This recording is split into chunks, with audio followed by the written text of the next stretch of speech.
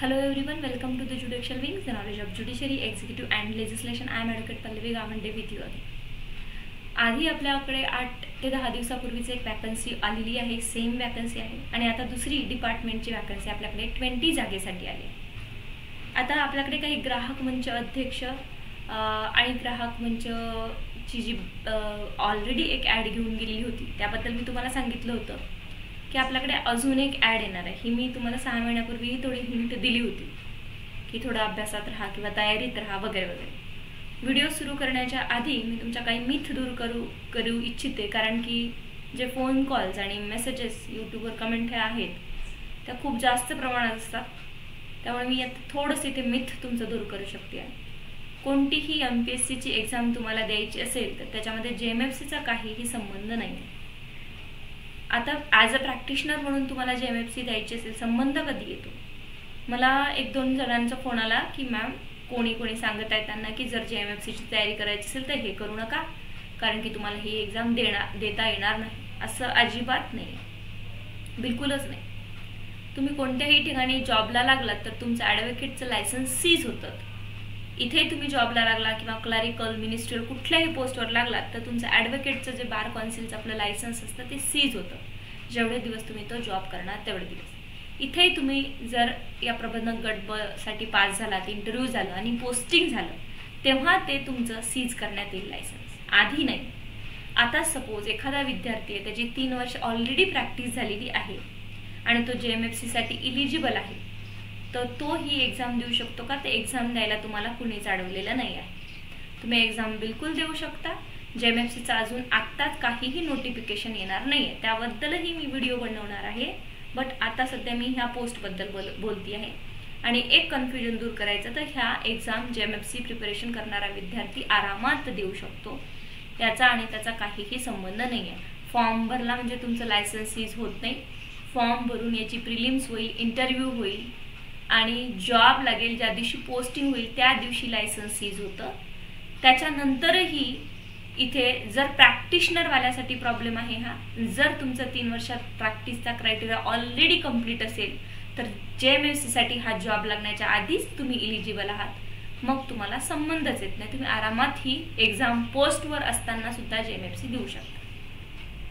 ज्यांची 3 वर्ष practice complete नाही झालेली आहे, मी अजून बोलते की प्रॅक्टिशनरसाठी 3 वर्ष प्रॅक्टिस जर कंप्लीट नसेल झाली, 3 वर्ष प्रॅक्टिस कंप्लीट होण्याच्या आधीच हा जॉब लागला, पोस्टिंग झालं तर तुम्हाला JMFC देता येणार नाही, कारण की 3 वर्षाचा क्रायटेरिया कंप्लीट होणार नाही। हा मुद्दा तो असा आहे। डायरेक्टली असं कोणीही कोणाला सांगू नका की JMFC देता येणार नाही, विद्यार्थी कन्फ्यूज होतात सगळे। तुम्ही मित्रमैत्रिणींमध्ये सुद्धा हे मिथ फैलवू नका। कोणतीही पोस्ट असो, जर JMFCचा क्रायटेरिया 3 वर्षाचा असेल, DJचा क्रायटेरिया 7 वर्षाचा असेल आणि तो कंप्लीट नाही झाला, त्याच आधी तुम्ही कुठल्या तरी दुसऱ्या गव्हर्नमेंट पोस्टला जॉईन झाला आहात, तर डेफिनेटली जर क्रायटेरियाच कंप्लीट नसेल तर तुम्ही देऊ शकत नाही जॉब, कुठलीच JMFCची पोस्ट किंवा DJची। बट जर क्रायटेरिया ऑलरेडी 3 वर्षाचा कंप्लीट असेल आणि पोस्टवर लागल्यानंतर पेमेंट उचलताय तर तेव्हा तुम्हाला ते तुम्ही जॉब वगैरे सोडावं लागेल, तो नंतरचा विषय। पण फॉर्मच भरू शकत नाही। आता ही एक्झाम तुम्ही जस्ट अस्पिरंट आहात, तुम्ही अजून JMFCला अपियर झाला नाही, तुम्ही इकडेही अपियर झाला नाही, JMFCचं अजून नोटिफिकेशन आलं नाही, तर तुम्हाला ह्याच्याशी चर्चा करण्याची गरजच नाही। आरामात हा फॉर्म भरा, आरामात परीक्षा द्या, आरामात इंटरव्ह्यू द्या आणि 15-20 जागा आहेत, भरणारे फॉर्म 2-3, 4-4, 5-5 विद्यार्थी आहे, त्यापैकी 15-20 लागणार आहे। तुम्हाला मला माहित नाही की कोण लागणार आहे, त्यामुळे आधी फॉर्मच नाही भरायचा कारण की आय एम अपियरिंग और preparing for the JMFC, that is not fair. कारण JMFCचं तुम्हाला माहिती आहे काय झालंय। मी फ्रँकली स्पीकिंग, काही विद्यार्थी इतके हुशार होते बॅचमधले, त्यांचा रिझल्ट आला नाही। काहीचं मला थोडं वाटलं की येऊ पण शकतो नाही, त्यांचा पण रिझल्ट आला, असंही होऊ शकतं। JMFC हा मोठा जॅकपॉट आहे। It is a discretionary power in the mains examination to the जज। सो त्यामुळे तुम्ही त्याच एका पोस्टच्या वर्षात राहणं गरजेचं नाही आहे किंवा बरोबर पण नाही। आणि ऑलरेडी एक वर्ष लेट झालं। आता 2022चा रिझल्ट लागला, आता झाला, आता 2023चा रिझल्ट आता मेन्सचा लागला, आता 2024चं नोटिफिकेशन पडलेलं आहे, त्यामध्ये पण 3 वर्ष प्रॅक्टिस कंपल्सरी करतात काही माहिती नाही आहे, त्यामुळे तिकडे सध्या जाऊ नका। यावर मी स्पेशली व्हिडिओ बनवून चर्चा करेन। आता हातात ह्या पोस्ट आल्या तर याच्यावर आपण चर्चा करूया। आताची जी पोस्ट आहे ती महाराष्ट्र लोकसेवा आयोगातर्फे प्रबंधक गट ब पुन्हा जिल्हा ग्राहक मंच या जाहिरातीसाठी ही जाहिरात आपल्याकडे या पोस्टसाठी आलेली आहे. ग्राहक मंचावर, जिल्हा ग्राहक मंचावर प्रबंधक डायरेक्टर म्हणून आता ही 20 जागेसाठी पोस्ट आली आहे. काल परवा जी पोस्ट आली होती that is for the 15 vacancies in the industrial court. दोन्हीही प्रबंधक गट ब च्या आहे. आता याच्यामध्ये जास्तीत जास्त 4 वर्षानंतर तुमचे प्रमोशन्स होत असतात. प्रमोशन्स एमपीसी लवकर करत असते, इकडच्या सारखं नसतं ज्युडिशियरी सारखं. आता बाकी क्रायटेरिया, ड्युटीज, प्रमोशन ह्या दोन्हीही मी अजून व्हिडिओ बनवलेले नाही आहे, ते आपण बघूया. पण आता सध्या आपण इथे बघतोय की 20 जागेसाठी तुमची इथे पोस्ट निघाली आहे. This is 20 vacancy for the प्रबंधक गट ब जिल्हा ग्राहक मंच.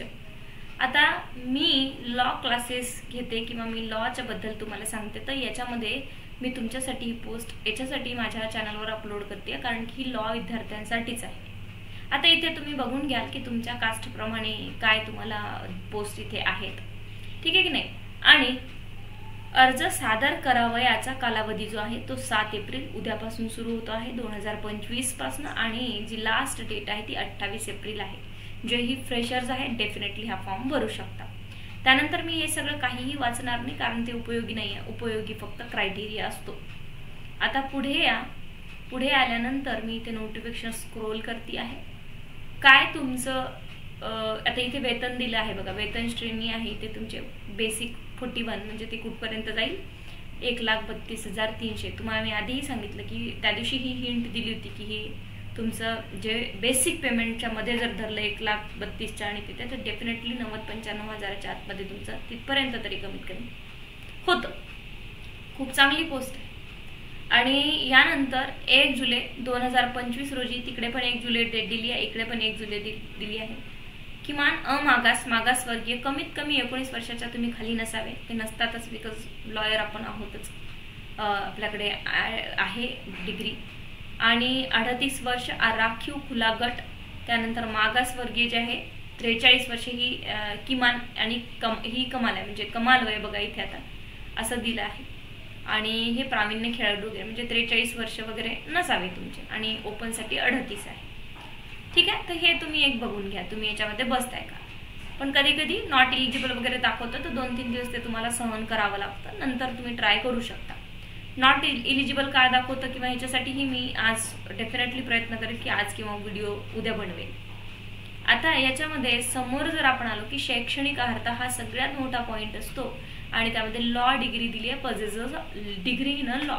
सो डेफिनेटली तुम्ही लॉ डिग्री तुमच्या हातात असेल आणि इथं सादर करण्यासाठी अंतिम दिनांकास म्हणजे 28 तारखेच्या आत जर तुम्ही शैक्षणिक अर्हता धारण करणे आवश्यक आहे.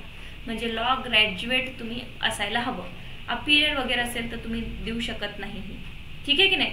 तर मग प्रस्तुत जाहिरातीस अनुसरून अर्ज सादर करण्यासाठी विहित केलेल्या अंतिम दिनांकास, अंतिम म्हणजे 28 तारखेच्या आत, तर इथे तुम्हाला लॉ डिग्री तुमची गरजेची आहे. आता काही पुणे युनिव्हर्सिटीचे वगैरे मला फोन येतात की मॅडम आमच्याकडे अजून ऑनलाईन तर आलंय आमच्याकडे पण ऑफलाईन आलेलं नाही आहे. सो प्लीज तुम्ही जाऊन कलेक्ट करा किंवा ऑनलाईनची जी प्रिंट आहे ती प्रिंट काढून टाका. ऑनलाईन प्रिंट मिळते ना तुम्हाला, तर ती प्रिंट टाका तिथे. डोंट वरी, मार्क्स तर त्याच्यामध्ये असतातच. तसंही तुम्ही करू शकता कारण तुमचा तारखेच्या आधी जर तुमच्या हातात रिझल्ट आला असेल तर दॅट्स फाईन, तुम्ही टाकू शकता. त्यानंतर समोर आपण येऊया की निवड प्रक्रिया जी आहे ती डेफिनेटली इथे म्हणतात की चाळणी परीक्षा घेतली जाईल किंवा नाही घेतली जाईल असं काहीही नसतं. परीक्षा ही होतच असते. मागच्या वेळेसही एकाच विद्यार्थ्यांनी माझ्याशी फार जास्त आर्ग्युमेंट केली यूट्यूबवर की तुम्हाला काही कळतं का, कुठे एक्झाम्स होत असतात इतक्या छोट्या जागेसाठी, MPSCचं नोटिफिकेशन बरोबर वाचा. मला हे काहीही वाचण्याची गरज नाही आहे. एक्झाम होतच असते, त्याच्याबद्दल काही वादच नाही आहे. एक्झामसाठी तयार राहा. एक्झाम्स ही ओनली प्रिलिमिनरी एक्झाम होते. प्रिलिमिनरी मेन्स एक्झामिनेशन होत नाही. याच्यामध्ये मेन्स एक्झामिनेशन नसते, प्रिलिम्स एक्झाम होते. इथे लिहिलंय बघा, प्राप्त अर्ज संख्या आयोगाच्या कार्यप्रणालीवर जर वाजवी प्रमाणापेक्षा जास्त असेल तर डेफिनेटली मुलाखत घेण्याचे सोयीस्कर नसल्यास उमेदवारांची संख्या मर्यादित वगैरे बघून सगळं हे मी वाचत नाही एवढं कारण मी खूप दूर आहे लॅपटॉपपासून आता सध्या. सो इथे म्हटलंय की चाळणी परीक्षा वगैरे घेण्यात येईल वगैरे, शैक्षणिक अर्हता बघितले जाईल, अनुभव यापेक्षा, ठीक आहे. आणि चाळणी परीक्षा घेण्याची निश्चित झाल्यात तुम्हाला इथे काय म्हणता येईल ते सिलेबस प्रोव्हाइड केला जाईल. So this is the criteria. आणि एक्झाम होतेच, जसं मी मागच्या व्हिडिओत सांगितलं होतं की UPSCचा ज्या रेग्युलेशन्स आहेत त्याप्रमाणे एकही जागा निघाली तरी तुम्ही एक्झाम घ्याच असं त्यांनी सांगितलं. पण तरी हे एक फॉर्मॅलिटी असते की ऐन वेळेवर काही चेंजेस झाले तर त्याच्यामध्ये आपल्याला डायरेक्टली त्यांना नोटिफिकेशनमध्ये बोलता येत नाही. बट एक्झाम होते हे लिहून घ्या. त्यामुळे तयारी सुरू करा. आता अर्ज करण्याची पद्धत तुम्हाला सगळं माहिती आहे, ठीक आहे. त्यानंतर कागदपत्रे किंवा डॉक्युमेंट्स काय लागतील तर अर्जातील नावाचा पुरावा, SSC अथवा तत्सम शैक्षणिक अर्हता. यामध्ये स्पष्ट म्हटलं की SSCचे सर्टिफिकेट्स लागतील 10वीचे. वयाचा पुरावा तुम्ही काही देऊ शकता, आधार कार्ड देऊ शकता, TC देऊ शकता. शैक्षणिक अर्हता डेफिनेटली लॉ डिग्रीचे तुम्हाला इथे डॉक्युमेंट्स टाकायचे आहे. लॉचं 5th इयरचं तुम्हाला सर्टिफिकेट इथे टाकावं लागेल. सामाजिकदृष्ट्या जर मागासवर्गीय असेल कास्ट सर्टिफिकेट, इन्कम तुमचं सर्टिफिकेट, अनेक प्रकारे वेगवेगळ्या कास्टचे इथे पुरावे असतात. क्रिमिलियर आहात की नॉन क्रिमिलियर आहात, दिव्यांग व्यक्ती आहात का, माजी सैनिक आहात का, त्याचा पुरावा असेल तर, नाहीतर नो करून पुढे जायचं असतं, ठीक आहे. खेळाडू असल्यास, राखीव महिला वगैरे असल्यास, SSC नावात बदल झाला असल्यास ते पण टाका. मराठी भाषेचे ज्ञान असल्यास. आता हे 2 डॉक्युमेंट 3 डॉक्युमेंट थोडेसे महत्त्वाचे आहेत तुमचे.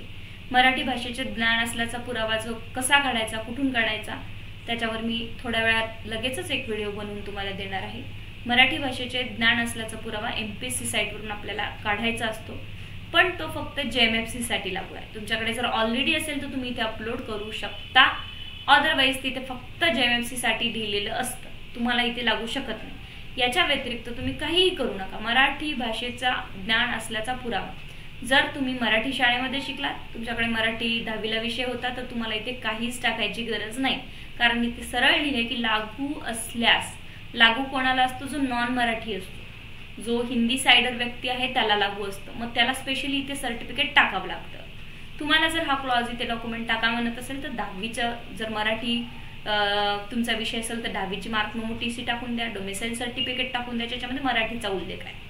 नाही तर लागू असल्यास म्हटलंय त्याच्यामुळे तुम्ही पुढेही जाऊ शकता क्लिक करून, जर जात असेल फॉर्म पुढे. तर मला डेली मेसेज फोन आहेत की मॅडम मराठीचं सर्टिफिकेट कुठून आणायचं. तर मराठीचं सर्टिफिकेट JMFC ला लागतं, ते कंपल्सरी आहे.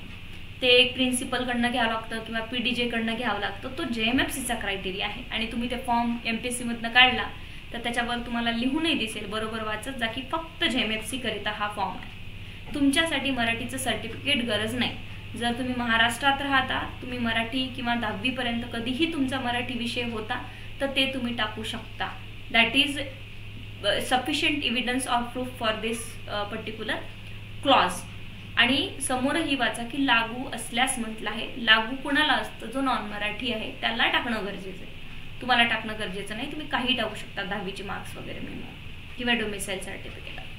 So this is not a big deal किंवा खूप जास्त विचार करण्याचा गरज इथे नाही दिसत आहे. त्यानंतर पुढे जाऊया. वेट जस्ट 1 मिनिट, मला दिसत नाहीये.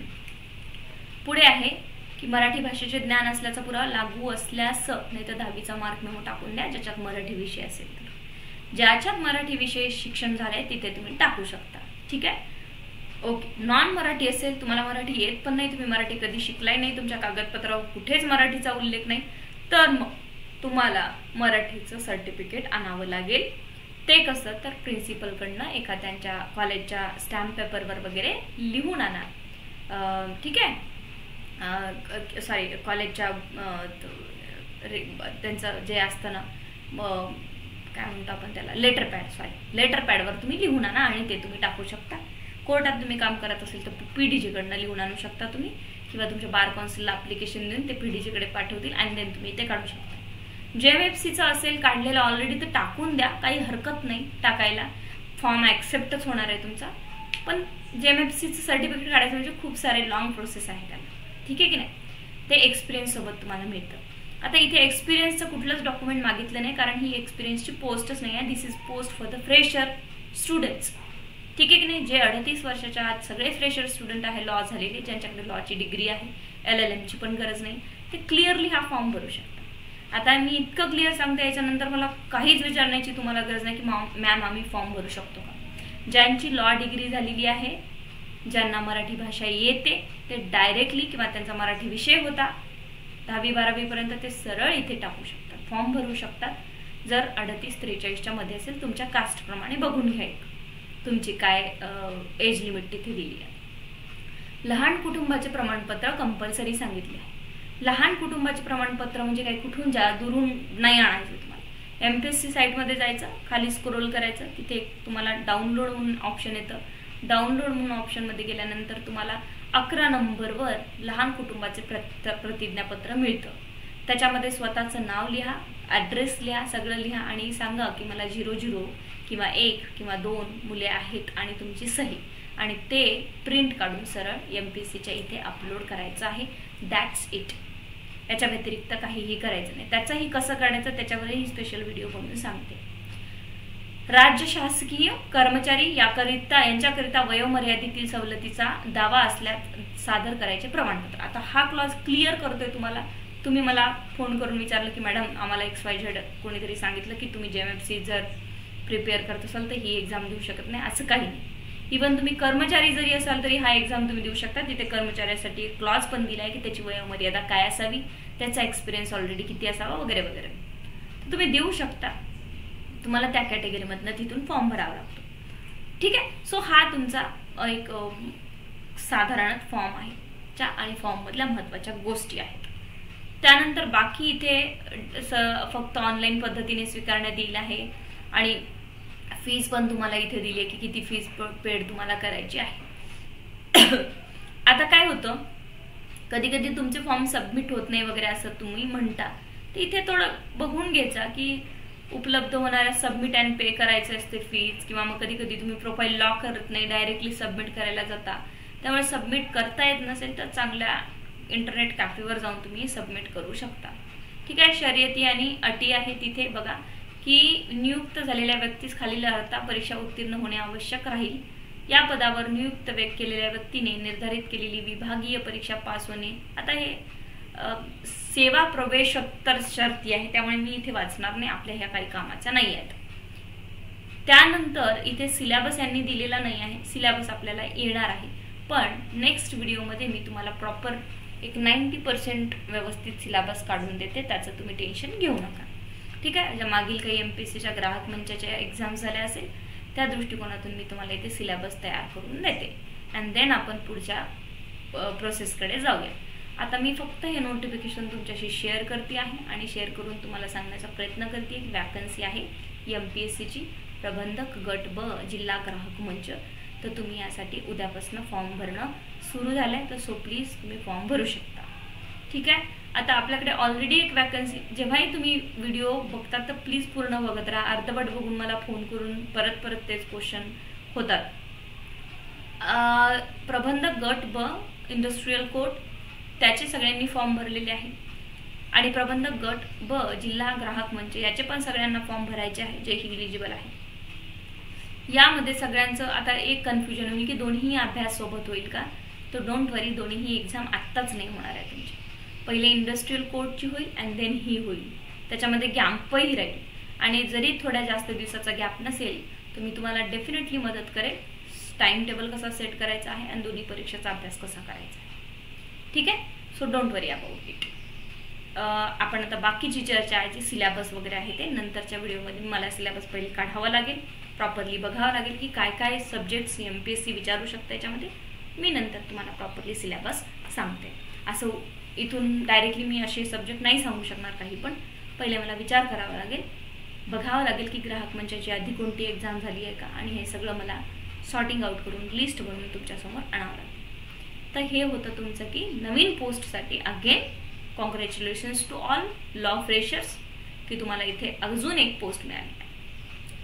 प्रिपरेशन करायला काहीच हरकत नाही आणि असं नाही आहे की मी इंडस्ट्रियल कोर्टचं करते म्हणून इकडे नाही. बिलकुल फॉर्म भरायचा, सगळ्यांनी फॉर्म भरायचा आहे.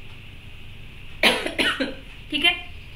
चला सगळ्यांना बेस्ट ऑफ लक. या पोस्टला उद्यापासून फॉर्म सबमिशन सुरू. Thank you so much.